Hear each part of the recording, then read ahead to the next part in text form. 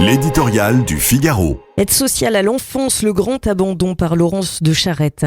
Ils s'appellent Louis, Lily, Awa. Leurs prénoms surgissent en lettres brûlantes dans le magma incandescent de ces indignations qui étreignent successivement la France. Des prénoms d'enfants, jeunes ou très jeunes, victimes, directement ou indirectement, de ceux-là même qui prétendaient les protéger. La mort de Louis, adolescent de 17 ans, lynché par 5 autres jeunes dont une partie était comme lui, confiée à l'aide sociale à l'enfance. En dit-on sur le naufrage de l'institution, est-ce parce qu'elle est particulièrement insoutenable que la coupable faillite de l'aide sociale à l'enfance reste ignorée? Une litanie de faits qu'on appelle divers, de rapports circonstanciés et de témoignages déchirants ont pourtant établi l'inimaginable au sein d'un système en roue libre où chaque maillon, justice, département, association se défausse sur le suivant, prospère par action et par omission, une maltraitance et une violence inouïe. Des enfants traumatisés, agressés, humiliés sont confiés à des individus ou à des structures non contrôlées et souvent hors la loi, quand ils ne sont pas abandonnés aux mains des réseaux de drogue et de prostitution dont ils sont les proies rêvées.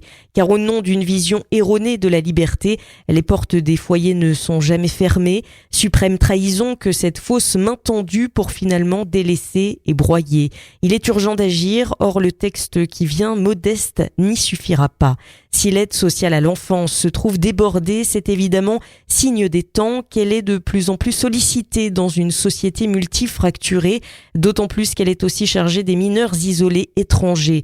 Mais dans le chaos qui s'en est emparé, il faut bien lire aussi la faillite générale de l'autorité, les effets en cascade de la liquidation de tout cadre et de toute hiérarchie, de la disqualification, de la notion même de limite, une mise au banc qui libère la violence, celle par exemple des assassins de Louis, et non pas l'individu et ni le cœur même de l'éducation. Cette contention, cette élévation vers plus humain et plus grand de chacune de nos pulsions que certains s'obstinent à confondre avec de la répression.